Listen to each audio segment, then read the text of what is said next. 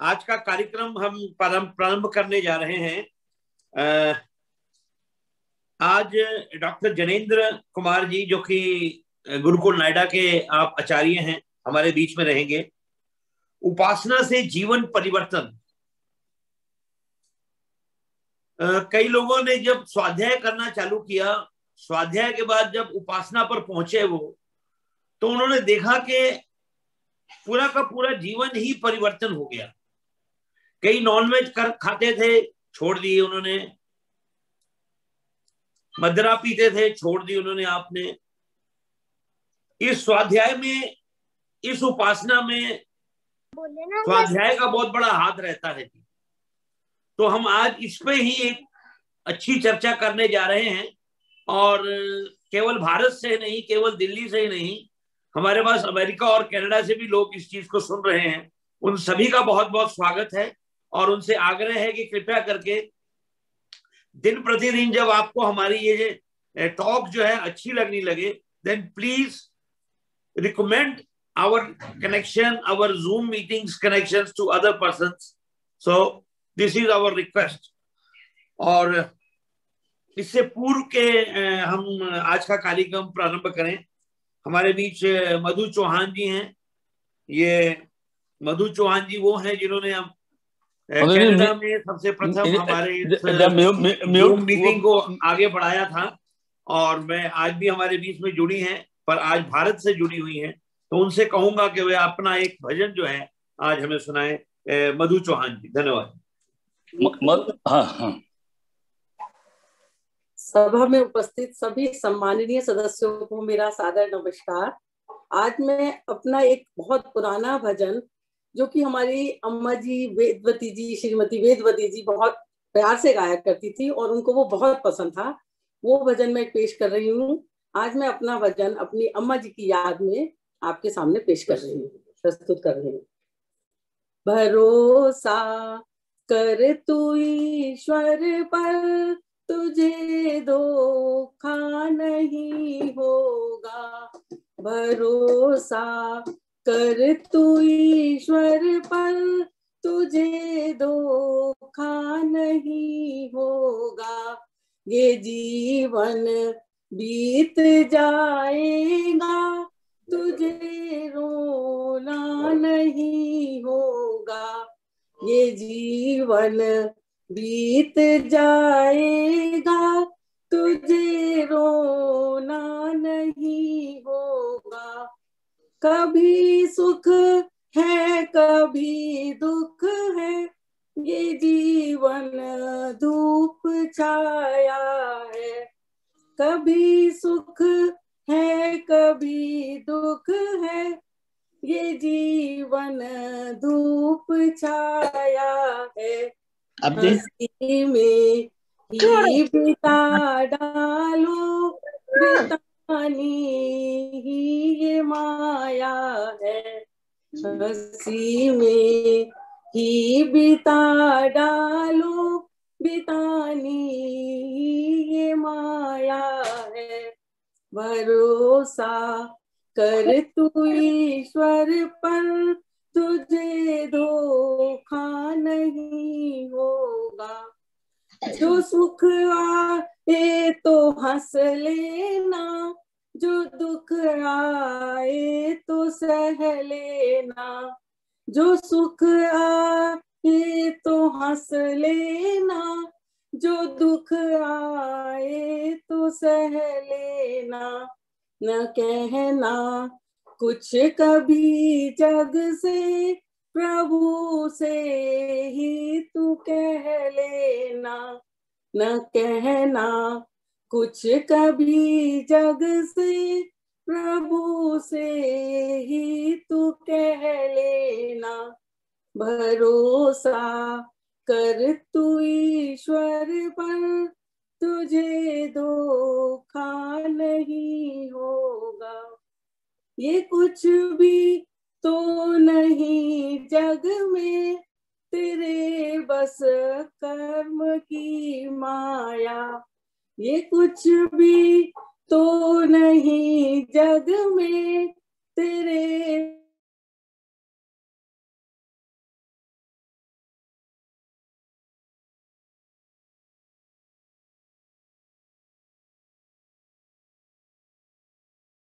निज रूप की छाया, तू खुद ही रूप में बैठा, लगे निज रूप की छाया। भरोसा कर तू ईश्वर, तुझे धोखा नहीं होगा। तू जरा तो सोच ये बंदे, तू था यहाँ कहाँ, ये था कहाँ तू था, जरा तो सोच ए बंदे। झुका कर शीश को कह दे, प्रभु वंदे प्रभु वंदे। झुका कर शीश को कह दे, प्रभु वंदे प्रभु वंदे। भरोसा कर तू ईश्वर पर, तुझे धोखा नहीं होगा। ये जीवन बीत जाएगा, तुझे रोना नहीं होगा। भरोसा कर तू ईश्वर पर। धन्यवाद। बहुत अच्छे, बहुत बहुत धन्यवाद। निस्संदेह ये बहुत ही पुराना गीत है और जो नए आज के युवा हैं वो इससे परिचित नहीं होंगे, लेकिन एक एक शब्द और एक एक चीज कितनी मीनिंग रखती है। आज के भजन म्यूजिक ज्यादा और शब्द कम होते हैं, लेकिन एक एक शब्द में जैसे जान डाली हो, ऐसा मैं समझता हूँ। हमारे बीच में अब डॉक्टर जनेंद्र जी हैं, उनसे अनुरोध करूंगा कि वे कृपया अगले 45-50 मिनट तक जो है इस कार्यक्रम को अपने वहां से चलाएं। डॉक्टर जनेंद्र कुमार जी।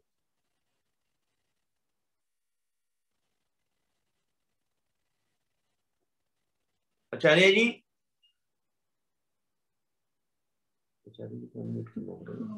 वो अपने आप बनेंगे। आचार्य जी अनम्यूट कर ले, अनम्यूट।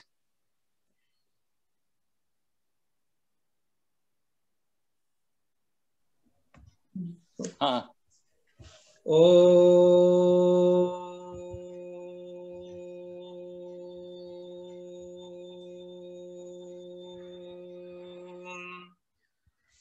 त्वं हि नः पिता वसो, त्वं माता सतक्रतो बभूविथ, अधाते सुम्नमीमहे। त्वमेव माता च पिता त्वमेव, त्वमेव बन्धुश्च सखा त्वमेव, त्वमेव विद्या द्रविणं त्वमेव, त्वमेव सर्वं मम देव देव। ॐ शान्तिः शान्तिः शान्तिः।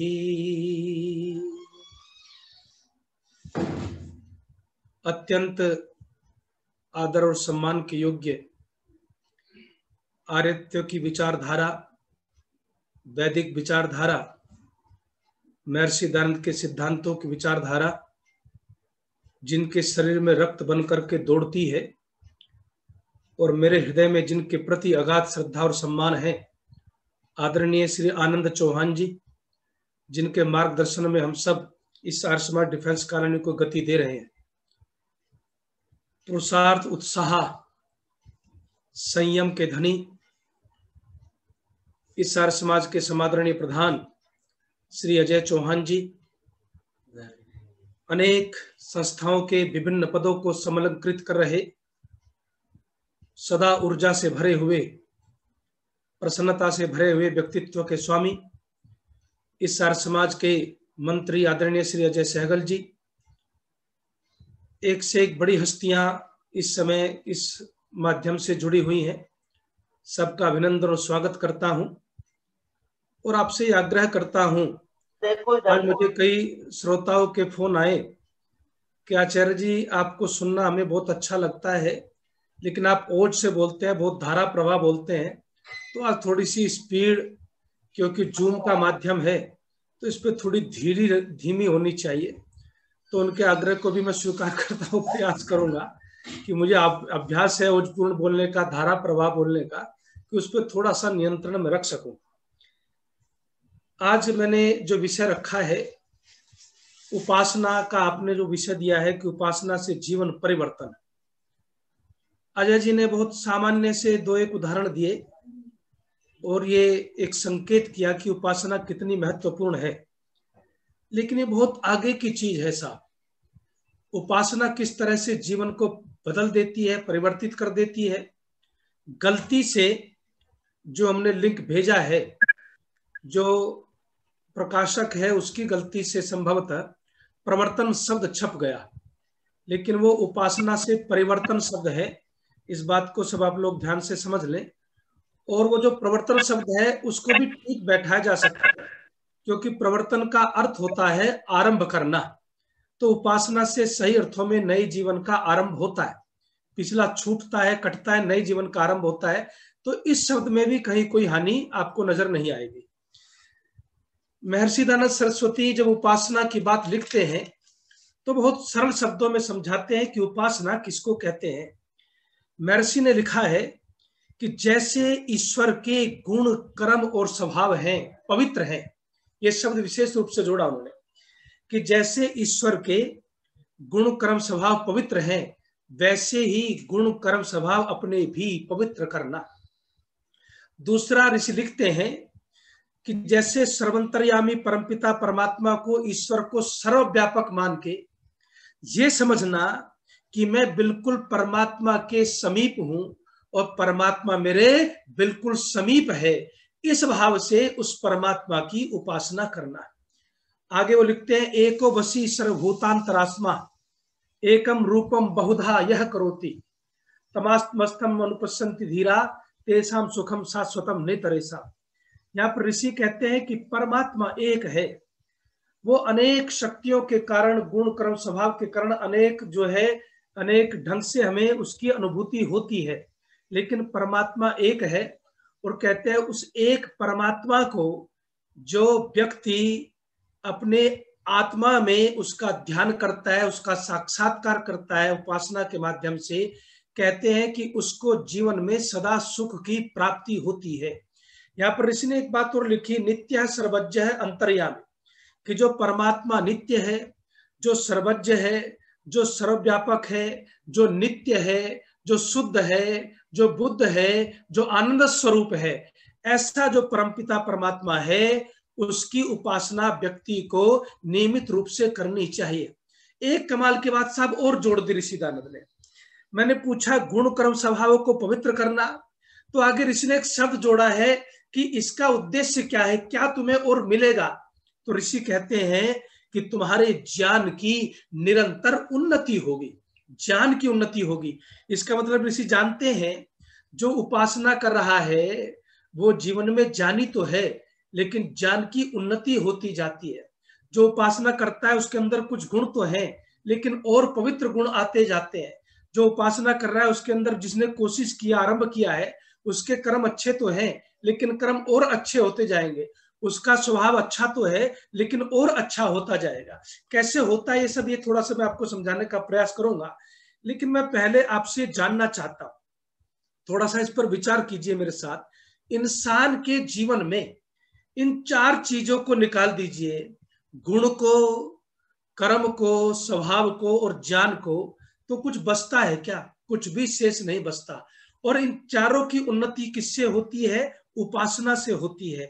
इसलिए ऋषि दयानंद ने कहा उपासना जीवन को बदल सकती है, उपासना जीवन में उन्नति के शिखर पर आपको ले जा सकती है। उपासना को जीवन में कभी छोड़ना नहीं चाहिए।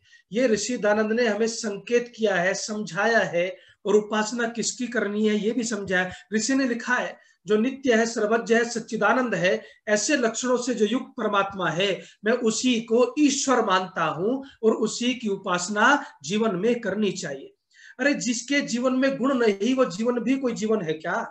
जिसके कर्म अच्छे नहीं वो जीवन भी कोई जीवन है क्या? जिसका स्वभाव अच्छा नहीं वो जीवन भी कोई जीवन है क्या? जिसके जीवन में ज्ञान नहीं वो जीवन कोई जीवन नहीं, ऐसा ऋषिदान भी मानते हैं और ऐसा दुनिया मानती भी है। देखिए आचार्य भर्तृहरि ने बहुत कमाल का एक सूत्र दिया है, उस सूत्र को आप समझ लीजिएगा।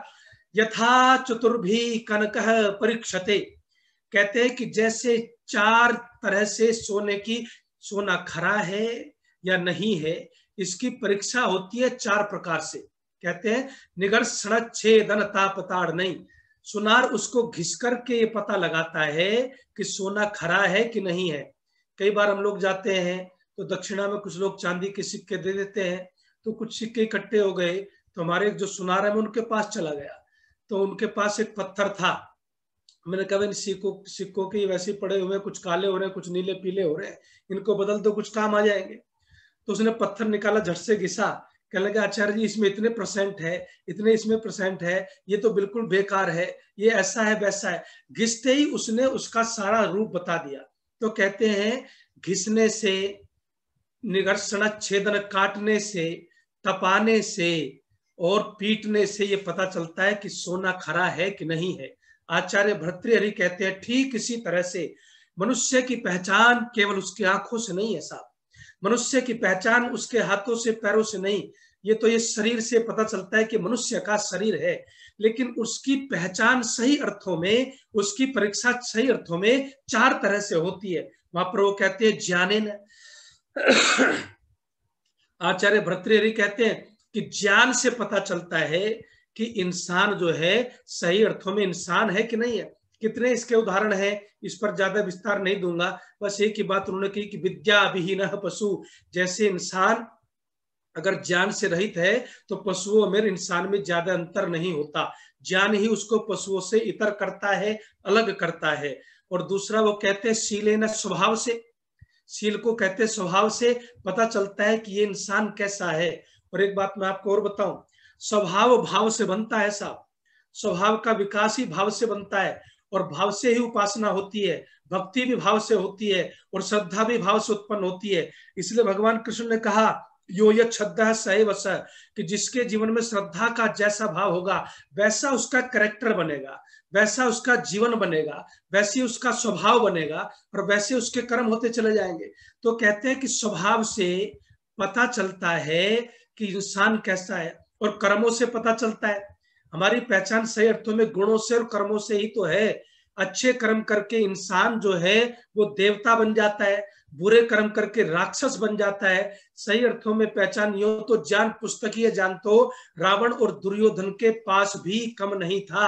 और दुर्योधन ने तो कहा है जानामि धर्मम नच में प्रवृत्ति, मैं जानता हूं कि धर्म क्या है अधर्म क्या है, लेकिन मेरे कर्म वैसे नहीं, मेरी प्रवृत्ति नहीं है उधर, और इसलिए मैं उसको छोड़ नहीं पाता हूं। जाना मैं अधर्म, अधर्म को भी जानता हूं, लेकिन उससे मेरी निवृत्ति नहीं होती है। ये जो प्रवृत्ति और निवृत्ति का खेल है, इसके पीछे उपासना है साहब। बस ये प्रवृत्ति को भी सुधार देती है और गलत कार्यों से निवृत्ति को जो है कर देती है। ये उपासना सारा चमत्कार करती है। बिना इसके और कोई रास्ता नहीं है जो जिंदगी में आप इसको बदल सके, परिवर्तन कर सके। तो कहते हैं कि जाने न, पर इंसान की परीक्षा ज्ञान से, स्वभाव से और गुण से होती है, और कर्मों से होती है। 4 बातों से पता चलता है। एक छोटी सी आपको बात बताता हूं। आचार्य चाणक्य जो है वो एक दिन चंद्रगुप्त उनके पास आते हैं, पैर छू करके, छोटी सी बात में सारी बात खुल जाएगी, फिर आगे बढ़ूंगा। पैर छू करके उनको प्रणाम करते हैं। तो प्रणाम करने के बाद उस दिन पता नहीं क्या उनके मन में आया कि चंद्रगुप्त सम्राट ने अपने गुरु आचार्य चाणक्य पर एक कमेंट पास कर दिया, उन पर एक जो है व्यंग सा लगा दिया, और ये कहा कि आचार्य वर, हे गुरुदेव, जितने आप बुद्धिमान हैं, जितने आप विद्वान हैं, काश उतने आप रूपवान भी होते, खूबसूरत भी होते तो कितना अच्छा होता। अब आचार्य चाणक्य को कोई छेड़ दे और आचार्य चाणक्य उसका उत्तर न दे, ऐसा तो संभव हो ही नहीं सकता। तो आचार्य चाणक्य जो है वो उत्तर देते हैं जी, और उत्तर देते हैं अगले दिन वो अपनी कुटिया में बैठे हुए हैं। सब उन्होंने तैयारी कर रखी है कि कैसे उत्तर देना है, कैसे चेले को समझाना है, कैसे शिष्य जो है भटक सी रहा है उसको रास्ते पर लाना है। अगले दिन सम्राट उनसे मिलने जाते हैं तो सम्राट के लिए आसन लगाया हुआ है, तो कहते हैं कि सम्राट इस पर बैठिए। सम्राट बैठ गए। थोड़ी देर बाद 10-15 मिनट बाद उनको पीने के लिए पानी दिया, पानी पी लिया। उसके बाद दूसरे घड़े से एक गिलास पानी भर करके दिया, उसको भी पी लिया। अब 10-5 मिनट बीतने के बाद, कुछ बातचीत होने के बाद, आचार्य चाणक्य ने सम्राट चंद्रगुप्त से प्रश्न पूछा। ये पूछा कि सम्राट चंद्रगुप्त, ये बताओ कि मैंने तुम्हें अलग अलग 2 घड़ों से पानी पीने के लिए दिया है, तुम्हें कौन से घड़े का पानी स्वादिष्ट और अच्छा लगा? उस समय सम्राट चंद्रगुप्त समझ गए कि मामला कुछ गंभीर है, मुझे लगता है कि कल जो गलती की है उसका उत्तर मिलने वाला है। कहने लगे, महाराज आपने जो मुझे बाद में जो पानी दिया है, उस घड़े का पानी मुझे ज्यादा स्वादिष्ट और अच्छा लगा। तो आचार्य चाणक्य ने कहा, एक बात बताओ सम्राट, मैंने तुम्हें जो पानी पीने के लिए दिया, पहले वाला जो घड़ा था वो सोने का घड़ा है, उसके जितना कीमती दुनिया में कोई नहीं है, उसके जितना खूबसूरत दुनिया में कोई नहीं है, उतना महंगा कोई नहीं है, सोने पर जल्दी से मैल भी नहीं चढ़ता है, चमकता हुआ बर्तन है। लेकिन तुम्हें उसका पानी स्वादिष्ट नहीं लगा, तुम्हें उसका पानी अच्छा नहीं लगा। लेकिन जो मैंने बाद में तुम्हें पानी पीने के लिए दिया, वो दुनिया का सबसे बड़ा, सबसे सस्ता पात्र है, सबसे जो है गरीब से गरीब आदमी भी उसको खरीद सकता है, सबसे सस्ता पात्र है। तुम एक बात बताओ, तुमने उस घड़े का पानी कैसे पसंद कर लिया, उसका पानी तुम्हें क्यों अच्छा लगा? सम्राट चंद्रगुप्त समझ गए, जो गलती कल मैंने की थी उसका उत्तर गुरुदेव ने आज मुझे दे दिया है। कहने लगे, गुरुदेव बात यह है कि जो मिट्टी का घड़ा है उसमें पानी को ठंडा करने के, मधुर करने के, मीठा करने के गुण हैं, इसलिए उसका पानी अच्छा लगा। तो कहने लगे, कुछ समझ में आ गया? तो कहने लगे, समझ में आ गया महाराज, इंसान की कीमत उसके गुणों से और उसके कर्मों से होती है। तो ऋषि दानंद कहते हैं, कर्म भी पवित्र होंगे साहब, तब पवित्र होंगे जब उपासना करोगे, गुण भी तब अच्छे होंगे जब उपासना करोगे, गुण भी तब श्रेष्ठ होंगे जब उपासना करोगे, तो स्वभाव भी अच्छा बनेगा। प्रश्न खड़ा किया। अब बहुत गहराई में मैं जा रहा हूं और आप इसमें मेरे साथ आपको चलना है। देखिए, किनारे पर तो जो है, समुद्र के किनारे पर जाइए तो केकड़े मिलते हैं, लेकिन गहराई में जाए तो मोती मिलते हैं। तो मोती तक पहुंचना है तो मेरे साथ आपका फोकस, अगर मैं साक्षात रहता हूं तो फोकस बना लेता हूं, सब मेरे साथ जुड़े हुए होते हैं, लेकिन अब कोई कहीं से सुन रहा है, लेकिन आशा करता हूं कि सबका फोकस यहाँ रहेगा। प्रश्न खड़ा किया। ऋषि दानंद ने एक वाक्य लिखा है जिस पर ये सारी रिसर्च मैंने की। ऋषि दानंद ने कहा कि जैसे अग्नि के पास बैठने से ठंड दूर हो जाती है, ऐसे ही परमात्मा की उपासना करने से दुर्गुण और दुर्व्यसनों से निवृत्ति हो जाती है, छुटकारा हो जाता है साहब। यानी कि आपके अंदर जो दुर्गुण और दुर्व्यसन है उनसे आपका पीछा छूट जाता है। अजय सहगल जी ने दुर्व्यसनों की बात की कि कोई जैसे मीट खाता था या कोई शराब पीता था, उपासना करने लगा तो छूट गया। देखिए, उपासना से रास्ता चेंज होता है, रास्ता बदलता है। इसलिए जो बाहर के दुर्व्यसन आप जानते हैं, थोड़ा सा इसको समझा भी देता हूं कि दुर्गुण और दुर्व्यसनों में क्या फर्क है। ऋषि लिखता है कि जैसे शराब पीना है, जैसे बीड़ी पीना है, जैसे सिगरेट पीना है, जैसे मांस खाना है। एक बात आपको मैं और बताऊं, ऋषि ने लिखा है कि इस दुनिया के अंदर ऐसे लोगों से थोड़ा दूर रहना चाहिए। तो ऋषि कहते हैं कि ये दुर्व्यसन है, ये दुर्व्यसन है। लेकिन दुर्गुण जो है वो संस्कार के रूप में आते हैं साहब, वो पिछले भी साथ में आते हैं, वो माता पिता के जीन्स में भी आते हैं, वो संस्कारों के रूप में साथ में आते हैं। जैसे क्रोध है, जैसे ईर्ष्या है, जैसे द्वेष है, ये सारी की जैसे काम है, ये सारी की सारी जो चीजें हैं ये हमारे संस्कारों में आती हैं। इनको हम क्या कहते हैं? इनको दुर्गुण कहते हैं। और वेद भी क्या कहता है? उपत्वाग्ने दिवे दिवे दोषा बस्तर धिया वयम नमो भरंतये मसी। ऋषिदान ने जो बात कही है वो वेद भी कहता है कि परम पिता परमात्मा, मैं जैसे जैसे उपासना के माध्यम से तुम्हारे समीप आता हूं, वैसे ही क्या होता है मुझे ऐसा लगता है कि बुराइयां जो हैं वो दूर जा रही हैं, दुर्गुण जो है वो छूटते जा रहे हैं, और मेरे अंदर श्रद्धा और विनम्रता बढ़ती जा रही है।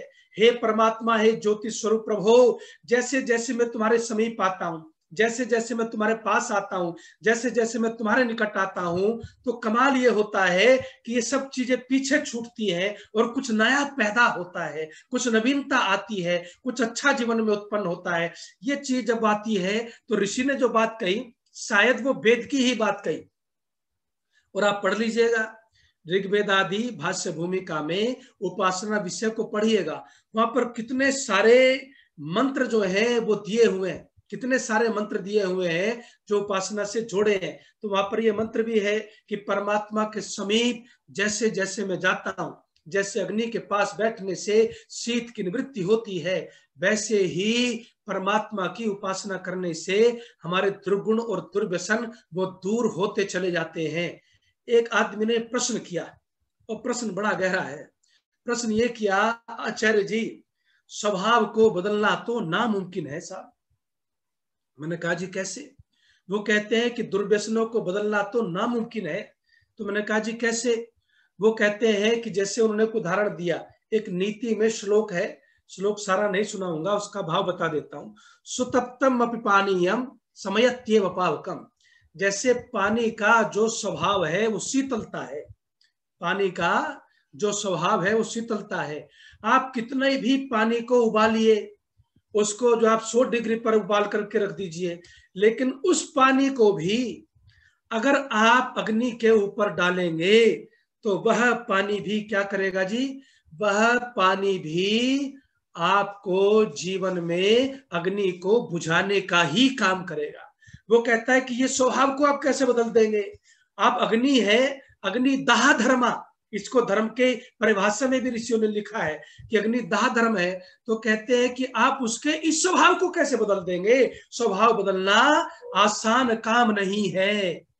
बिल्कुल मैंने आपकी बात मानी, मैंने कहा कि आप बिल्कुल ठीक कह रहे हैं जी, स्वभाव का बदलना जो है वो आसान काम नहीं है। और स्वभाव के कारण से ही, संस्कारों के कारण से ही इंसान जो है दुनिया के जाल में फंस जाता है। और मैंने उनको जो समझाया वो आपको धीरे धीरे करके उसको समझाऊंगा। पहली बात तो मैंने उनको ये कहा कि ये जड़ पदार्थ है, जड़ पदार्थ अपने स्वभाव के साथ पैदा होते हैं और उसी स्वभाव के साथ दुनिया में जब तक दुनिया का अस्तित्व है वैसे ही बने रहते हैं। लेकिन परमात्मा ने हमें कर्मों को करने की आजादी दी है और परमात्मा का सबसे बड़ा वरदान यही है कि हम दुनिया में अच्छे कर्मों को करते रहें। उसके माध्यम से ऋषि लिखता है कि आप उपासना के माध्यम से आप अपने जीवन में इन जालों को काट सकते हैं, इनसे मुक्त हो सकते हैं। देखिए कैसे होता है, इसको थोड़ा सा समझिएगा। आप मुझे बताइएगा, इंसान जो है अपने स्वभाव के कारण से शास्त्रकार कहता है कि वो जालों में फंस जाता है। साहब कैसे जालों में फंस जाता है? वो कहता है कि 8 प्रकार के जाल होते हैं। जैसे घृणा का जाल होता है, अगर इंसान के मन में घृणा पैदा हो जाए, इंसान के जीवन में घृणा पैदा हो जाए, तो वो इंसान नहीं रहता, जानवर बन जाता है और जानवरों से भी नीचे गिरता है। और इसलिए आप देखिएगा, जब आप जीवन के अंदर ये देखते हैं कि इंसान जो है वो घृणा में फंस गया, घृणा के जाल में फंस गया, तो ऋषि कहता है कि वो इंसान दिखता है लेकिन कायदे में वो इंसान नहीं रहता। कोई मजहब के नाम पर घृणा फैलाता है दुनिया में, कोई भाषा के नाम पर घृणा फैलाता है, कोई जाति के नाम पर घृणा फैलाता है। अनेक घृणा फैलाने के कारण है और जो जो उस घृणा के वशीभूत होता है। मैं आपको सीधी सी एक बात बताऊं, हमारे यहाँ तो क्या लिखा है, हमारे यहाँ पर ऋषि ने लिखा है कि जो एक ढंग से पैदा होते हैं वो सब एक जाति के हैं। तो हमारी सबकी जाति कायदे में तो मनुष्य है, ये बाकी जातियां किसने कब बना दी इसकी रिसर्च तो आज तक मैं भी नहीं कर पाया। लेकिन जाति का यहाँ पर ऋषि पतंजलि भी कहते हैं, महर्षि दयानंद भी कहते हैं, जिनके पैदा होने का ढंग एक जैसा होता है वो एक जाति के कहलाते हैं। तो हम सबकी जाति एक है, लेकिन जाति के नाम पर घृणा फैल जाए तो इंसान नहीं रहता। साहब धर्म के मत मजहब के नाम पर फैल जाए तो इंसान नहीं रहता, वो जाल में फंस जाता है। और जाल में फंसता है तो फिर कैसा हो जाता है उसका जीवन, इसको थोड़ा सा समझिएगा। कभी आपने पिंजरे में बंद शेर को देखा है ना?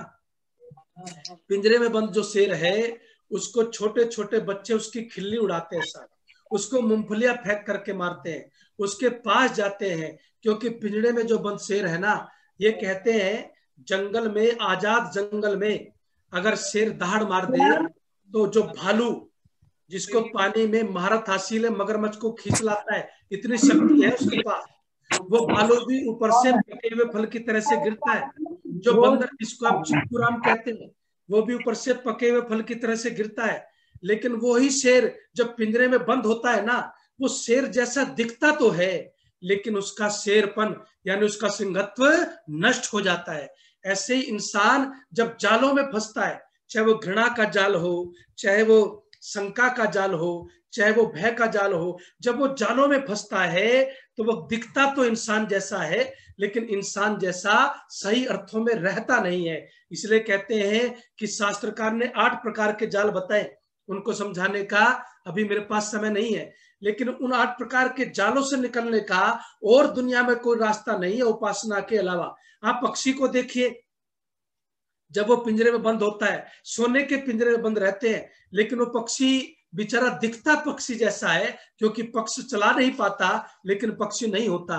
ठीक इसी तरह से इंसान है भाई, जब वो अपने गुणों कर्म स्वभाव को बिगाड़ बैठता है और उस कारण से वो जालों में फंस जाता है, तो जालों में फंस जाता है तो इंसान जो है वो दिखता तो इंसान जैसा है, उसका चेहरा मोरा दिखता तो इंसान जैसा है, लेकिन सही अर्थों में वह इंसान नहीं रहता। और वो क्यों जाता है, इसके पीछे भी थोड़ा सा कारण समझ लीजिए। जैसे एक शराबी किसी शहर में जाता है तो वो शराब खाने को ढूंढता है, एक आर्य समाजी किसी शहर में जाता है तो वो आर्य समाज को ढूंढता है, एक व्यक्ति किसी को खाने का शौक है तो बढ़िया रेस्टोरेंट ढूंढता है। तो जिसका जैसा स्वभाव है, गुण है, प्रवृत्ति है, वो उधर ही खिंचा हुआ चला जाता है साहब। और उसके पीछे मेन कारण है हमारे संस्कार। हमारे संस्कार जो है उसके पीछे प्रमुख भूमिका निभाते हैं। तो संस्कार जो है वो एक ऐसी भूमिका निभाते हैं जिसकी हम कल्पना नहीं कर सकते। और ये संस्कार कब बनते हैं, कब बिगड़ते हैं, कैसे बनते हैं, कैसे इनको कंट्रोल में किया जाता है, उपासना का कैसे इन पर प्रभाव पड़ता है और कैसे उपासना जालों को काटती है। बस ये थोड़ा सा सरल शब्दों में मैं आपको और समझाता जा रहा हूं। थोड़ा सा अपना फोकस जो है आप मेरी तरफ बना करके रखिएगा जी। देखिए, आप जब ऋषिदान ने 16 संस्कारों की चर्चा की, केवल बेस में थोड़ी सी बात समझाऊंगा क्योंकि विषय मुझे दूसरी तरफ लेकर के जाना। तो उस समय जब ऋषिदान 16 संस्कारों की चर्चा करते हैं तो पहले जो संस्कार हैं वो संस्कार शरीर की उन्नति के लिए है। जैसे गर्भाधान संस्कार है, जैसे पुंसवन संस्कार है जो तीसरे चौथे महीने में होता है। एक बात को समझिए साहब कि जीवन में अभी एक जगह वेद सम्मेलन था, तो वेद सम्मेलन में एक विषय रखा गया कि बच्चों की आपराधिक प्रवृत्ति कैसे बढ़ रही है। तो वेद के आधार पर वहां पर मैंने ऋषिदान के ग्रंथों के आधार पर लोगों को ये समझाया। ऋषिदान ने हमेशा ही लिखा है कि पति पत्नी झगड़ा न करें, पति पत्नी जो है वो प्रसन्न रहे, पति पत्नी जो है खुश रहे और नशा न करें। जो रिसर्च हुई है, जर्मन के डॉक्टरों ने जो रिसर्च करके बताया, वो कहते हैं नशा करने वाले पति पत्नियों के बच्चे 60% आपराधिक प्रवृत्ति के पैदा होते हैं। तो ऋषि ने जो लिखी है बात कि किस तरह से आपको तैयारी करनी है अपने संस्कारों को, मानव निर्माण की, उस पर थोड़ा सा ध्यान देना, उस पर कभी फिर चर्चा करेंगे। दूसरा पुंसवन संस्कार है, वो भी शरीर की पुष्टि के लिए है। लेकिन जो तीसरा संस्कार है सीमंतोनयन, उस समय माइंड का विकास होता है, उस समय बुद्धि का विकास होता है, मानस संस्थान का विकास होता है, हृदय का विकास होता है। उस समय ऋषिदान ने कहा कि माँ को 2 हृदय कहते हैं। 2 हृदय का मतलब होता है 2 हृदयों वाली। प्रत्येक स्त्री जो किसी संतान को जन्म देती है, उसके जीवन में एक समय ऐसा आता है कि एक ही शरीर में 2-2 हृदय धड़क रहे होते हैं साहब, एक उसका, एक उसकी संतान का। तो माँ के हृदय के साथ संतान का हृदय कनेक्ट होता है, जैसे छोटी टंकी बड़ी टंकी के साथ कनेक्ट होती है। तो जो गुण बड़ी टंकी के पानी में है वही गुण छोटी टंकी के पानी में आते हैं। जो गुण जो है विटामिन जो है बड़ी टंकी के पानी में है वही छोटी टंकी के पानी में आते हैं। यहाँ पर ऋषि सावधान करता है। ऋषि कहता है कि जो माँ सोच रही है वो तुरंत विचार उसका बच्चे के मन में ट्रांसफर होता है, जो माँ देख रही है वो तुरंत बच्चे के हृदय में ट्रांसफर होता है, जो माँ बोल रही है उसको उसका अंदर बैठा हुआ बच्चा सुनता है। संस्कार बनते हैं देखने से, संस्कार बनते हैं सुनने से, संस्कार बनते हैं खाने से, संस्कार बनते हैं पढ़ने से, और संस्कार बनते हैं विचार करने से। इसलिए ऋषि ने कहा उन परिधि में अच्छे विचार करना तो अच्छी संतान पैदा होगी। यहाँ पर एक बात मैं आपको और समझाता हूं, जन्नवे भाजने लग्नम संस्कारो नान्यथा भवेत्। ऋषि ने कहा कच्चे बर्तन पर जो संस्कार पड़ गया, कच्चे बर्तन पर जो संस्कार पड़ गया, ऋषि कहता है फिर उसको मिटाना आसान काम नहीं है। अगर कुम्हार ने घड़ा टेढ़ा बना दिया और आपने पका दिया तो फिर बन गया टेढ़ा, फिर उसको सुधारने का कोई उपाय नहीं। उस पर लाइन खिंच गई और आपने उसको पका दिया तो फिर खिंच गई तो खिंच गई, उसको मिटाने का कोई उपाय नहीं है। लेकिन भाई साहब जड़ पदार्थों में और चेतन में एक अंतर है, उस अंतर को आज समझना पड़ेगा। बस उस अंतर के कारण से उपासना बदल सकती है, संस्कारों को भी काट सकती है, बुरे स्वभाव को भी छुड़ा सकती है, दुर्गुणों से भी छुटा सकती है, दुर्व्यसनों से भी। क्यों? क्योंकि चेतन जो है उसको में ग्रहण करने की शक्ति दूसरे ढंग की होती है। मैं अपने गुरुजी के चरणों में बैठा था और इस पर चर्चा कर रहा था कि अक्सर अगर आप मान लीजिए इसी कारण से किसी के पिता शराबी हैं और किसी कारण से घर में संस्कार पर ध्यान माता पिता ने नहीं दिया और वो संस्कार उस समय नहीं मिले, तो क्या मेरा सारे जीवन में मेरे पास कोई रास्ता नहीं कि मैं वापिस ही कर सकूं अपने जीवन में, मैं वापिस लौट सकूं अच्छाई की तरफ? क्या कोई और रास्ता नहीं है? तब गुरुजी ने मुझे समझाया, जो उनके चरणों में बैठ के सीखा, वो बहुत कमाल की चीज निकल करके आई। और वो कमाल की चीज निकल करके आई, वो कहने लगे बेटा ये समझाने के लिए उदाहरण दिया जाता है कि मिट्टी के घड़े पर संस्कार पड़ जाए तो मिटते नहीं है, लेकिन चित्त जो है वो मिट्टी के घड़े की तरह से नहीं होता। चित्त जो है वो लोहे की तरह से होता है। मैंने कहा गुरुजी लोहे की तरह से कैसे होता है? तो उस समय उन्होंने कहा लोहे की तरह से ऐसे होता है कि जैसे लोहे से तुमने भाला बना दिया, लोहे से तुमने तलवार बना दी, लोहे से तुमने कुछ और बना दिया। अगर तुम उस लोहे से फिर कुछ और बनाना चाहते हो तो उस लोहे को तुम्हें पिघलाना पड़ता है। अगर मैंने तलवार पिघला दी और तलवार पिघला करके उसका मैं हवन कुंड बनाना चाहता हूं तो लोहे को फिर से पिघलाना पड़ेगा, लोहे को फिर से पिघलाना पड़ेगा तो तलवार का हवन कुंड बन जाएगा साहब। तो कहते हैं कि चित्त जो है वो तलवार की, वो लोहे की तरह से होता है, पिघलता है, वो पिघलता है तो उसका जो कुछ चाहे। अब मैं आपको बताता हूं, परिवर्तन की बजाय अगर इसमें मैं अपनी तरफ से भी सजेस्ट करता हूं, परिवर्तन होता है लेकिन रूपांतरण की तरह से होता है। मैंने उसको समझाया, जो उसने प्रश्न उठाया था कि स्वभाव को कैसे बदल दोगे, मैंने कहा एक बात बताइए, अग्नि वही है लेकिन इंजन के रूप में रूपांतरित होती है तो सारी गाड़ियों को खींचती है कि नहीं खींचती? अग्नि तो वही है, जला नहीं रही, खींच रही है। अग्नि वही है लेकिन माइक में आती है तो कितना कमाल का काम करती है।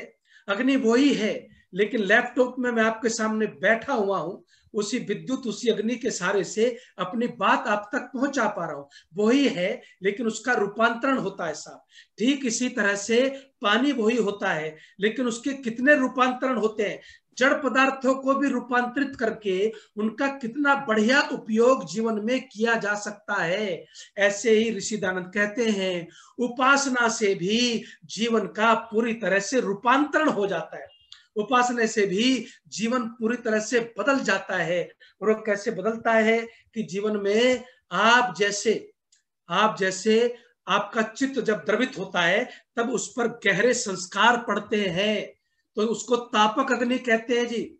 जब चित्त पिघलता है उस पर संस्कार पड़ते हैं तो उसको तापक अग्नि कहते हैं। उसमें कहते हैं 8 प्रकार की वो अग्नि होती है जो आपके चित्त को पिघला देती है और पिघला करके उस पर अच्छे बुरे संस्कार डाल देती है। उन संस्कारों को उपासना मिटाती है, वहां से जीवन बदलता है, वहां से जीवन कमाल का होता है साहब।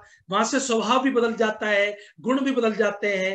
वो कैसे होता है इसको थोड़ा सा ध्यान से समझिएगा जरा।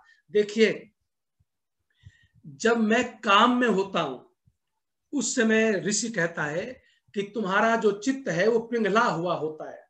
जैसे पिघले हुए लोहे पर जो चाहो वो रूप बना दो, जो चाहो वो आकार बना दो। ऐसे ही जीवन में जब चित्त पिघला हुआ होता है ना साहब, तो उस पिघले हुए चित्त पर आपके संस्कार गहरे पड़ते हैं। और वो जो चित्त को पिघलाती है वो अग्नियां कौन सी है उसको जान लेंगे तो थोड़ा सा फिर संभालने में भी आसानी रहती है।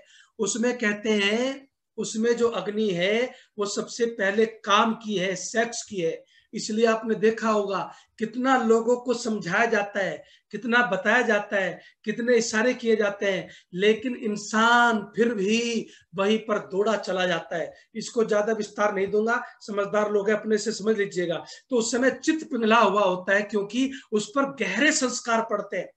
दूसरा वो कहते हैं क्रोध की स्थिति में भी, क्रोध की स्थिति में भी चित्त पिघलता है और इसलिए क्रोध के संस्कार पड़ते हैं। आपने देखा होगा जो क्रोधी है वो और क्रोधी होता जाता है साहब, जो क्रोधी है वो और क्रोधी होता जाता है। कई लोग कहते हैं कि आप पानी पी लीजिए। मैंने अपनी आंखों से एक ऐसा नजारा देखा कि पति पत्नी दोनों बैठे हुए थे और उस समय दोनों में किसी बात को लेकर के विवाद हो गया। पत्नी जो है जैसा लोग कहते हैं उस हिसाब से जल लेकर के आई, और जब जल लेकर के आई तो जल में जो है वो पानी पिलाया तो गिलास भी साफ फेंक करके मारा, और जो है उस समय क्या किया, गिलास भी उछाल दिया, ऐसे कर दिया जैसे पानी नहीं पेट्रोल पिला दिया। मैंने कहा भले आदमी पानी लाइए प्यार से कम पानी तो पी लेता। ये थोड़े बहुत जो उपाय बता देते हैं, ये थोड़ा बहुत कि ध्यान कन्वर्ट इधर उधर हो जाए, सिर्फ उसके लिए है। क्रोध छूटेगा नहीं, क्रोध इन उपाय से नहीं छूटेगा साहब। अगर क्रोध पूरी तरह से रूपांतरित हो सकता है, ये मैं आपको दावे के साथ कह सकता हूं। ऋषिदान ने जो बात लिखी वो छोटी बात नहीं है।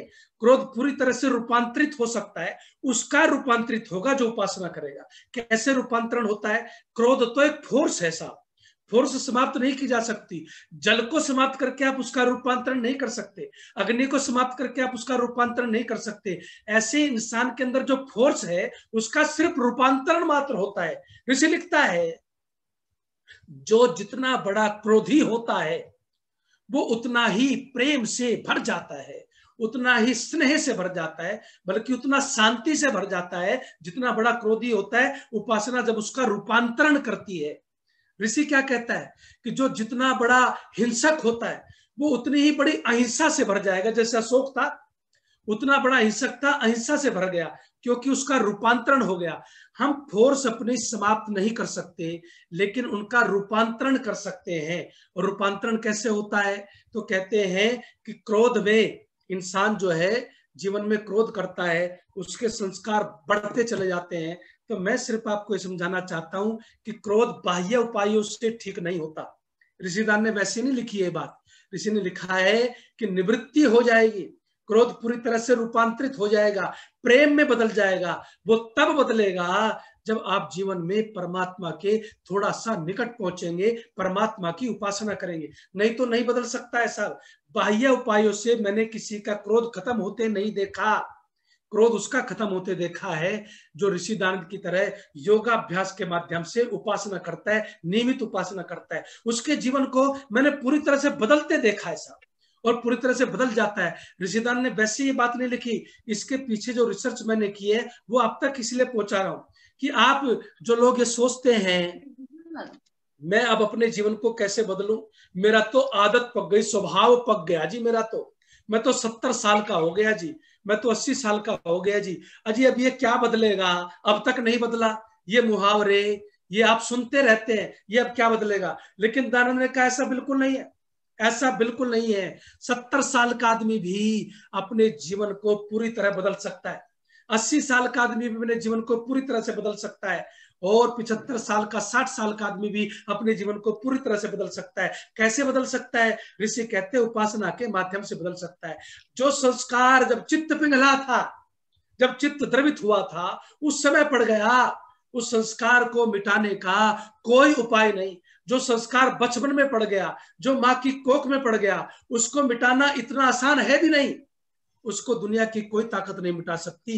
लेकिन एक ताकत है जिसको उपासना कहते हैं साहब, वो ताकत उसको मिटा सकती है, पूरी तरह से समाप्त करके आपके जीवन को एक नया जीवन दे सकती है। वो ताकत है उपासना की। भय की अवस्था में भी हमारा चित्त द्रवित होता है, पिघलता है जी, भय की अवस्था में भी पिघलता है।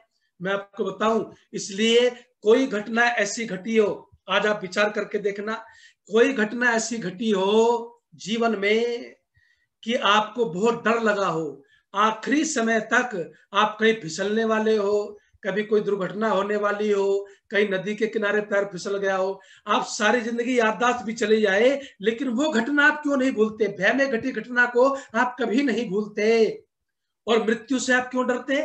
मृत्यु तो अभी तक आपने देखी नहीं है साहब, मृत्यु के दर्शन किसी ने नहीं किए, लेकिन मृत्यु से फिर भी डर लगता है, क्योंकि पहले जन्म में हम मृत्यु को देख चुके हैं। ये संस्कार लंबे आते हैं, कई पीढ़ियों से, कई जन्मों से भी आते हैं, तो मृत्यु से भी भय लगता है। मैं आपको अपने जीवन की एक घटना सुनाता हूं। अक्सर जो है इस रिसर्च में मैं इसको सम्मिलित करता हूं। मैं गुरुकुल में पढ़ा, और गुरुकुल में पढ़ने के बाद बस गुरुकुलों में रहा, गुरुकुल ही चला रहा हूँ, सारा जीवन गुरुकुलों में बीत रहा है मेरा। लेकिन 5वीं क्लास तक मैं गांव में पढ़ा, प्राइमरी में पढ़ा।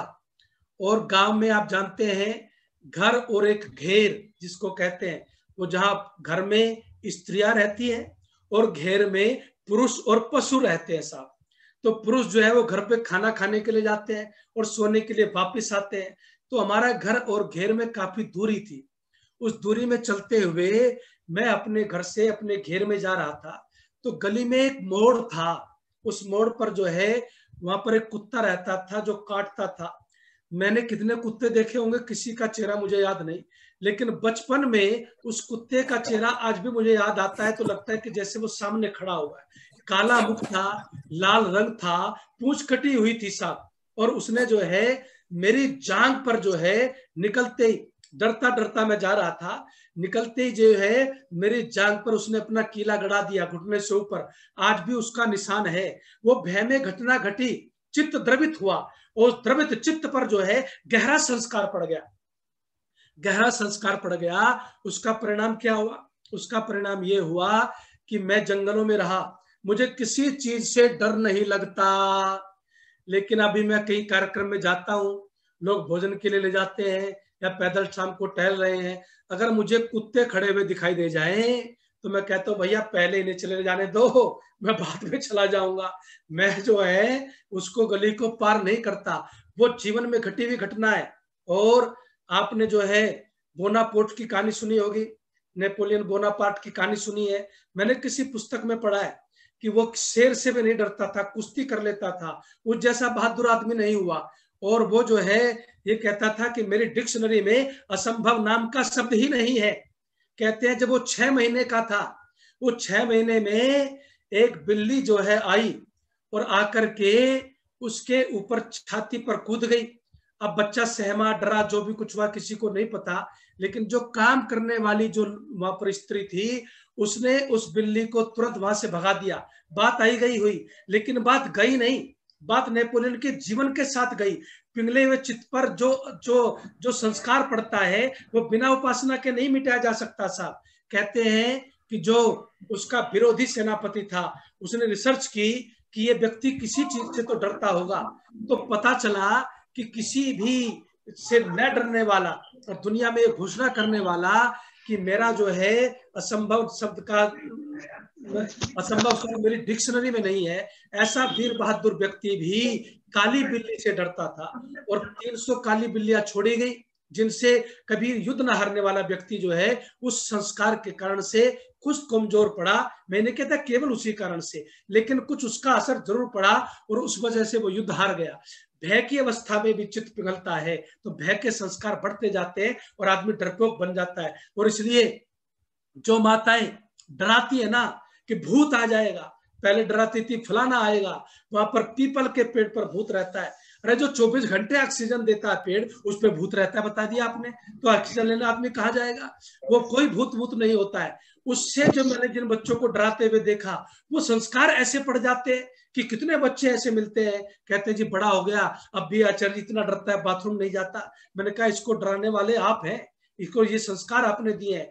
तो ये जो भय के संस्कार होते हैं, क्रोध के संस्कार होते हैं, काम के संस्कार होते हैं, एक बात और आपको बता दूं मैं, दया में भी चित्त पिघलता है, इसलिए दयालु और दयालु होता जाता है, करुणा में भी पिघलता है और होता जाता है। लेकिन इन सब से भी आगे निकल करके ऋषि क्या कहता है, उपासना से इन दुर्व्यसनों को काट सकते हो जो क्रोध आदि के तुमने पाल लिए है, दुर्गुणों को भी काट सकते हो जो तुमने पाल लिए है। इसलिए ऋषि कहता है कि जीवन के अंदर उपासना से जैसे ठंड से शीत की निवृत्ति होती है, ऐसे ही उपासना करने से दुर्गुण और दुर्व्यसन जो है वो दूर हो जाते हैं, जीवन से कहीं मिट जाते हैं। इसलिए मैं कहता हूं कि तापक अग्नि से चित्त पिघला और चित्त पिघल करके उस पर संस्कार पड़ गए, उन संस्कारों को अब कैसे मिटाया जाए। तो मैंने एक प्रश्न मेरे दिमाग में आया जो मैंने गुरुजी से पूछा।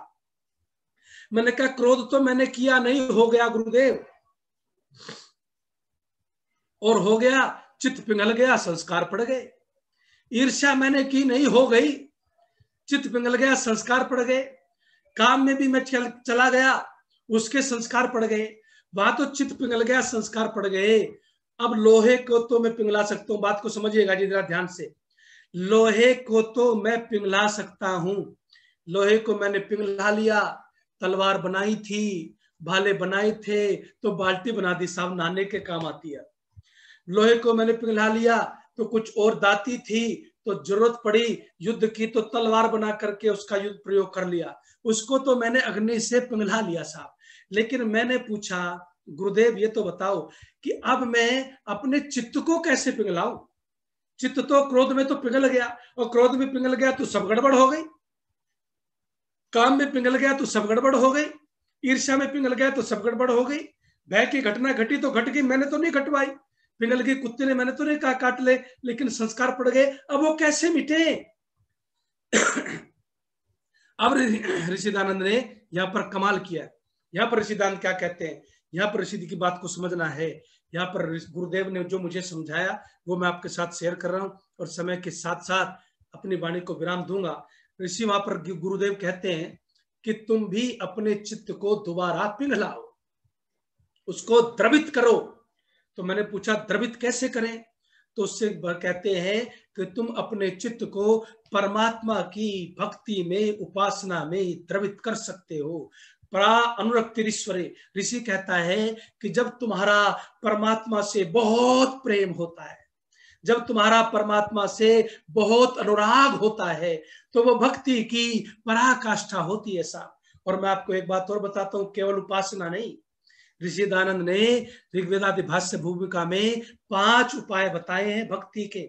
उसमें स्तुति है, उसमें प्रार्थना है, उसमें याचना है, उसमें समर्पण है, और उसमें उपासना है। ये 5 उपाय बताए कि इन 5 के माध्यम से तुम जो है परमात्मा के समीप जा सकते हो, या उसके समीप अपने को अनुभव कर सकते हो। तो यहाँ पर गुरुदेव कहते हैं कि तुम प्रेम में, परमात्मा के प्रेम में इतने डूब जाओ कि तुम्हारा चित्त वहां पर जो है वो पिघल जाए साहब, तुम्हारा चित्त द्रवित हो जाए, और उस द्रवित चित्त पर फिर जो तुम चाहते हो वो लिखा जाएगा, फिर जो तुम चाहते हो वो आकार उसका बनेगा। और फिर इसने क्या लिखा, जब चित्त द्रवित होता है तो क्रोध मिटता है, प्रेम आ जाता है। बस ये रूपांतरण की प्रक्रिया है साहब। इसलिए ऋषि ने लिखा कि गुण कर्म स्वभाव पवित्र करने होते हैं, वो पवित्र हो जाते हैं, क्योंकि परमात्मा पवित्र है और तुम उसके पास हो। अग्नि के पास गए तो ठंड निकल गई, और पवित्र के पास गए तो बोलो जो है वो गंदगी निकल गई और तुम पवित्र हो गए। तो इसलिए ऋषि कहते हैं कि पवित्र हो जाते हो तुम। कैसे पवित्र हो जाते हो? ऋषि कहते हैं कि पवित्र हो जाते हो, क्रोध जहां पर था वहां प्रेम आ गया साहब, रूपांतरण हो गया जीवन में। जहां पर हिंसा थी, भयानक हिंसक व्यक्ति भी वो अहिंसक हो जाता है। यहाँ का लिखा, जो जितना बड़ा कामी होता है उपासना के माध्यम से उसकी ऊर्जा का ऐसा रूपांतरण होता है, वो उतने ही अखंड ब्रह्मचर्य में उतर जाता है। श्रद्धानंद जी को देख लो, गुरुदत्त विद्यार्थी को देख लो, कितने जीवन आपको मिलेंगे जो उपासना के माध्यम से, जिनका जीवन जो है वो परिवर्तित होता चला गया, बदलता हुआ चला गया। आज मैं आपको एक और बात बताता हूं कि परमात्मा के समीप जाना किसको कहते हैं। सौभाग्य से अजय जी जो हैं बहुत दिनों बाद इन्होंने जो है मुझे याद किया। और 2011 में जब नरेंद्र मोदी जी हमारे देश के जो सम्माननीय प्रधानमंत्री हैं, वो जब टंकारा में गए थे, उस वर्ष में गया था, तो जब बहुत बड़े वीआईपी आते हैं तो ज्यादातर कार्यक्रम जो है उनके इर्द गिर्द रहता है, वो भी रहा, वो स्वाभाविक सी बात है, व्यवहारिक बात है बल्कि मैं कहूँ तो। लेकिन उसके बाद इस बार जो है मुझे जाने का अवसर मिल रहा है। तो जब मैं टंकारा गया, वहां से मैं सीधे द्वारिकाधीश गया। आपको एक घटना रूपक के रूप में सुना रहा हूँ, इसको पकड़ लोगे तो बस पूरा प्रवचन आपके अंदर चला जाएगा।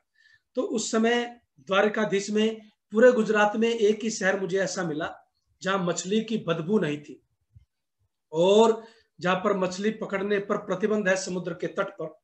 तो वहां पर जाकर के मेरे को समुद्र देखने का बड़ा चाव था। मैंने टीवी के अलावा साक्षात समुद्र कभी देखा नहीं था। तो समुद्र के किनारे जाकर के बैठा रहा, और मेरे साथ कोई था नहीं, मैं अकेला था। और द्वारकाधीश मंदिर में मैं 2 मिनट के लिए गया, उसमें मेरा कोई ज्यादा चाव था नहीं। तो संध्या की, उपासना की, भजन गाए, गीत गाए, और धीरे धीरे सूरज ढलने लगा। और जब सूरज ढलने लगा तो वहां पर बहुत सारे लोग इकट्ठे होते हैं। वहां पर ऐसा दिखाई पड़ता है कि सूर्य जो है वो समुद्र के नीचे जा रहा है, ऐसा दृश्य बनता है। उसको देखने के लिए लोग आते हैं। वो लोग भी वापस जाने लगे, और मैं वहीं बैठा रहा। मैं बैठा बैठा सोच रहा था कि भाई ये क्या नजारा है। लहरें जो है ना, उनमें एक अजब अजब तरह का आकर्षण मुझे महसूस हो रहा था। उनमें जैसे कोई संगीत बज रहा हो साहब। लहर उठती, उसके बाद बड़ी उठती, फिर छोटी उठती, फिर बड़ी उठती, वो किनारे से टकराती, और किनारे से टकरा करके वापिस लौट करके चली जाती, वापिस लौट करके चली जाती। तो इसलिए क्या हुआ, तो मेरे मन में एक प्रश्न उठा, इन लहरों का भी क्या जीवन है साहब? उठती है, इनका भी कोई अस्तित्व नहीं। उठती है, किनारे से टकराती है, वापिस चली जाती है, इनको क्या मिलता है? तो परमात्मा ने जैसे मुझे बोध दिया, ज्ञान दिया। उपासना ज्ञान की उन्नति करती है, और ये शायद उन्नति वहीं पर मेरी हुई। उस समय परमात्मा ने कहा, बेटा विचार कर। कुछ बुद्धि में नहीं आया। फिर मैंने जो है, तूने हमें उत्पन्न किया बोला। उसके बाद फिर से जो है विचार करने लगा कि लहर उठती है, किनारे को छूती है, वापिस चली जाती है। तो बहुत कमाल का जो है मुझे अंदर से एक उत्तर मिला। कहते हैं बेटा कि लहर जो है वो उठती है, चली जाती है, चली जाती है। तो तुम जो है जीवन में इस बात को थोड़ा सा गहराई से विचार करो। अब मैंने गहराई से विचार किया।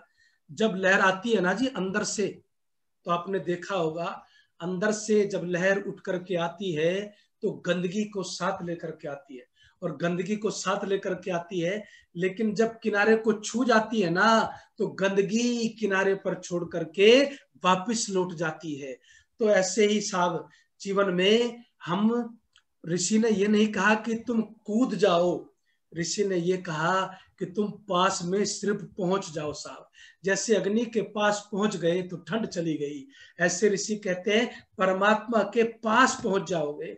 जैसे किनारे को छू भर जाती है ना, जैसे किनारे को छू भर जाती है लहर, सारी गंदगी छोड़ जाती है, पवित्र होकर के लौटती है। ऐसे ही जीवन में जो परमात्मा को छू भर लेता है उपासना के माध्यम से, ऋषि कहते हैं उसका सारा का सारा जीवन बदल जाता है, परिवर्तित हो जाता है, रूपांतरित हो जाता है।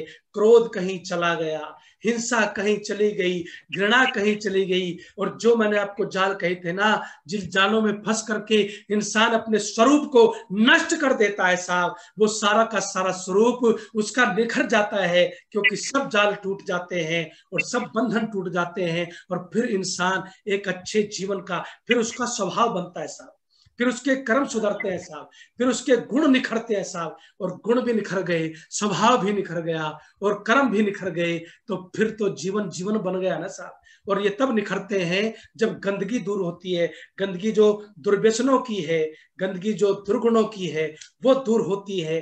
क्यों? जैसे ही हम परमात्मा के निकट जाते हैं, उसको छू लेते हैं, तुरंत जो है सारा का सारा जीवन पवित्र और पावन होता हुआ चला जाता है। हम सब का भी जीवन रूपांतरित हो जाए, और उसमें से दुर्गुण और दुर्व्यसन कहीं दूर चले जाए। उसके लिए ऋषि ने लिखा है, नित्य प्रति जीवन में उपासना करना। नित्य उपासना करने से सारा जीवन रूपांतरित होता है, नई ऊर्जाओं से भर जाता है। इन्हीं शब्दों के साथ समय की मर्यादा का ध्यान रखते हुए वाणी को विराम। ओम शांति शांति शांति। सबका धन्यवाद। जितने भी लोग जुड़े हुए हैं, स्क्रीन पे बहुत कुछ लोग दिखाई दे रहे हैं, सबका मैं हृदय से धन्यवाद करता हूँ। और आचार्य जी नमस्ते। बड़ी बात है। आचार्य जी नमस्ते। नमस्ते। अभी ठहरिए, अभी आचार्य जी आपकी ये रिकॉर्डिंग फेसबुक पे लाइव होगी क्या? अभी 2 मिनट आप इंतजार कीजिए, अभी आचार्य जी से बात ना कीजिए, बोल रहे हैं कुछ। चलिए, सबका धन्यवाद करता हूँ। अजय जी का भी। किसी ने पूछा है अजय जी कि ये फेसबुक पे लाइव होगी क्या, तो इसका उत्तर आप दे देंगे। हाँ जी,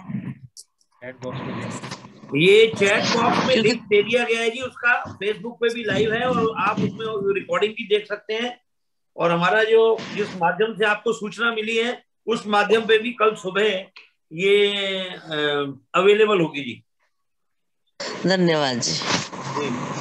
आचार्य जी, आज हमारे बीच में श्रीमती अंजू बजाज, जो कि हमारी पूर्व प्रधाना है आर्य समाज डिफेंस कॉलोनी की, मैं उनसे कहूंगा कि आज मेरा दायित्व जो है वो आप लेते हुए कृपया करके आचार्य जी का धन्यवाद करें और इसको कंक्लूड करें। धन्यवाद अंजू जी।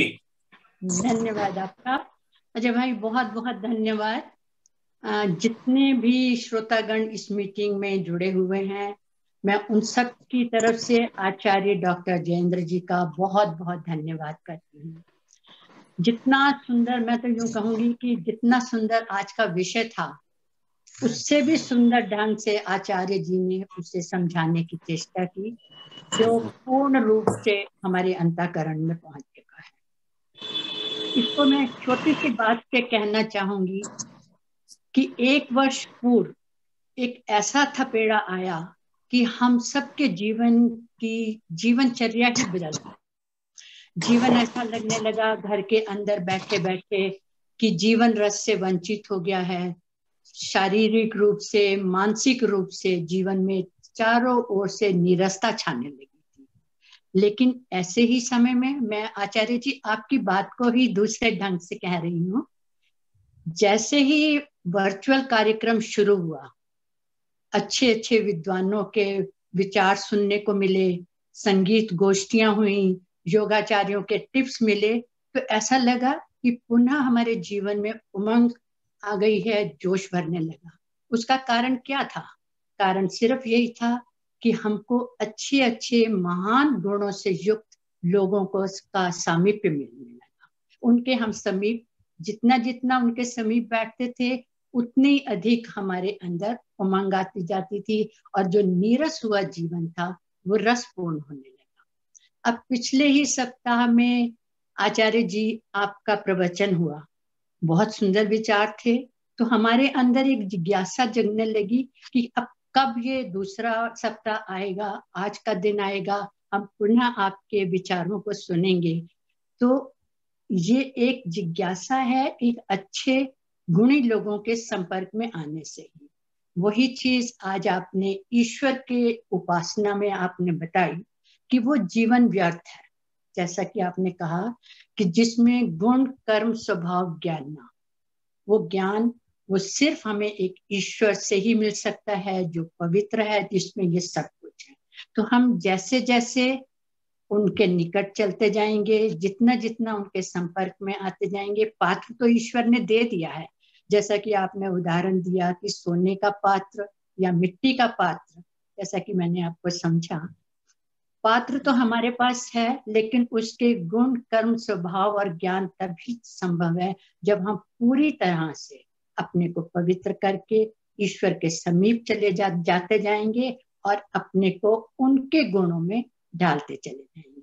इतनी सुंदर व्याख्या आपने की ईश्वर के उपासना के लिए, हमें प्रेरित किया। इतने उच्च विचारों से हमारा जीवन पवित्र होगा, अवश्य होगा। इसके लिए मैं सबकी तरफ से पुनः पुनः आचार्य जी का बहुत बहुत धन्यवाद करती हूँ और आशा करती हूँ कि इसी प्रकार आप अपने विचारों को हमें देते रहेंगे और हमारा जीवन भी पवित्र होता चला जाएगा। आपका बहुत बहुत धन्यवाद। अंजू जी, बहुत बहुत धन्यवाद। और उन सभी लोगों का धन्यवाद जो केवल मात्र डॉक्टर जयेंद्र के प्रवचन सुनने के लिए ही आप हमारे से जुड़े। मेरा उनसे आग्रह है कि प्रति सप्ताह ये इसी समय पर चलता है, आप आगे भी जुड़ते रहिए। जयेंद्र जी तो हमारे बीच में आते ही रहेंगे। उसके अलावा और भी बहुत से टॉपिक जो हैं और हमारी रिकॉर्डिंग्स जो हैं, जैसे कि लोग बहुत पूछ रहे हैं, आप अजय टंकारा वाला फेसबुक अकाउंट में जाके भी सारी पीछे की रिकॉर्डिंग्स देख सकते हैं, और यूट्यूब पे भी आप इसी नाम से जो है वह उसको देख सकते हैं। और चैट में हमने इसका कनेक्शन दिया है, जो लोग उसमें से देख सकते हैं वो देखें। हमारा आज बड़ा सौभाग्य है कि हमारे बीच में अनिल आर्य जी, मेरे युवावस्था के पुराने मित्र हैं, उन्होंने आज उसमें ज्वाइन किया। उनका बहुत बहुत स्वागत है और प्रेरणादायक है। हमारे सर चैट बॉक्स में कौन सा कह रहे हैं आप? श्रीमती अंजू पुरी जी, जो कि डीएवी चाहती हैं, वह भी आज हमारे बीच में पहली दफा जुड़ी, उनका भी बहुत बहुत स्वागत है। श्री राजेश सेठी जी, थापड़ नगर आर्य समाज मेरठ से, वह भी आज हमारे बीच में उपस्थित थे, उनका भी बहुत बहुत धन्यवाद, स्वागत है। और इसके अलावा आज बहुत बहुत दिनों के बाद हम 145 तक पहुंचे हैं। 130 हमारे पास नाम है, और जिसमें से 15 ऐसे हैं जिन्होंने सिर्फ गैलेक्सी लिखा हुआ है या सैमसंग लिखा हुआ है, अपना नाम नहीं लिखा। तो 145 लोग जो हैं वह इसमें सम्मिलित हुए। मैं देख सकता हूं, आप कोशिश करूंगा कि सबका नाम ले सकूं। सरोज सहगल जी, अन्नपूर्णा जी, अंजू बजाज जी, मल्लिका चौहान जी, उसके बाद नीलम सहगल जी, वीना गुप्ता जी, सविता राजपूत जी, मिनी गर्ग जी, संध्या चौहान जी, मृदुला चौहान जी, जगमोहन मेहरा जी, राज लूथरा जी, जितेंद्र अब्बी जी यूएसए से हैं, अर्चना आर्या जी, एमएस चौहान जी, आशु कुमार जी, सुषमा बजाज जी, एसके ग्रोवर जी, रीना अरोड़ा जी, मंजू नागर जी, मंजू नागर, चंद्रकांता जी, इंदु बत्रा जी, राजकुमार जी, बीएस गुप्ता जी, इंदु चौहान जी, प्रदीप चौहान जी। उसके बाद हैं जी आपके सुधा जी मेरठ से हैं, प्रतिभा सनीन जी, आर के त्यागी जी, आदर्श जी, शशि कांता जी, भूषण बजाज जी, उमा सिंगल जी, महेंद्र जी, सुधा जी, रचना आर्या जी, संजय चौहान जी, कांता वोरा जी। कांता वोरा जी का बहुत बहुत स्वागत है जी। बहुत दिनों के बाद आप कोविड में के दिनों में आर्य समाज में नहीं आ सकी, और निरंतर बहुत ही, और राज लूथरा जी की बहुत नजदीक की मित्र हैं, मेरे कहने पे आज वो आई हैं। आपका कांता वोरा जी बहुत बहुत स्वागत है। अनिल कक्कड़ जी, रीता सैनी जी, एएन चौरसिया जी, गौरव चौहान जी, उसके बाद सुनील अरोड़ा जी, पलक चौहान जी, डॉक्टर उषा वर्मा जी, शिवांगी, शशि चौहान जी, कमलेश आर्या जी, रागिनी चौहान जी, उसके बाद है जी मैं नाम नहीं पढ़ पा रहा, नीलम जी, जितेंद्र जी, राजेश सेठी जी हो गए, कृष्णा कालरा जी, सरोज छाबड़ा जी, श्रुति जी, ज्योति धवन जी, कुमार राज जी, राजकुमारी जी, उसके बाद है जी सौरभ ललोरिया जी, गरिमा चौहान जी, पुष्पा रानी जी, अनंत किशोर जी, मंजू कलसी जी, संगीता आर्या जी, विशाल आर्या जी, प्रमोद कुमार जी, शशि कांता जी, उसके बाद है दीपक शर्मा जी, मधु भारती जी, प्रशांत जी नोएडा से, दिव्या चौहान जी, दिव्या चौहान जी का विशेष है, इतनी व्यस्त होते हुए भी आज हमारे बीच में है। वेद प्रभा जी, सुमन बंसल जी, गौरव गुप्ता जी, संगीता आहूजा जी, आशु कुमार जी, ब्रिज जी, उसके बाद है जी निर्मल गुप्ता जी। मैं माफी चाहूंगा जी, मेरा गला सूख गया जी, मैं इससे ज्यादा शायद प्रदीप कुमार चौहान जी, पीपीएस उषा तनेजा जी, उषा चुग जी, ये भी यूएसए से हैं जी, सुकृति जी, सुरभि चौहान जी, उसके बाद है जी रमा नागपाल जी, कांता चावला जी। बाकी सबके लिए मैं फिर माफी चाहूंगा जी, बहुत से ऐसे लोग हैं जिनके नाम रह गए होंगे, मैं सबसे क्षमा प्रार्थी हूँ। और मैं प्रधान जी शांति पाठ कराऊं जी, प्रधान जी शांति पाठ करें? हाँ जी, हाँ जी, अच्छा, आप चालू करें। पवन जी शांति पाठ। ओम देहु शांतिरंतरिक्षं शांतिः पृथिवी शांतिरापः शांतिरोषधयः शांतिः वनस्पतयः शांतिर्विश्वे देवा शांति ब्रह्म शांति सर्वं शांति शांतिरेव शांति सामा शांतिरेधि। ओम शांति शांति शांति। सभी का बहुत सभी बहुत को धन्यवाद। सादर नमस्ते अगले जी। सप्ताह फिर मिलेंगे जी। नमस्ते।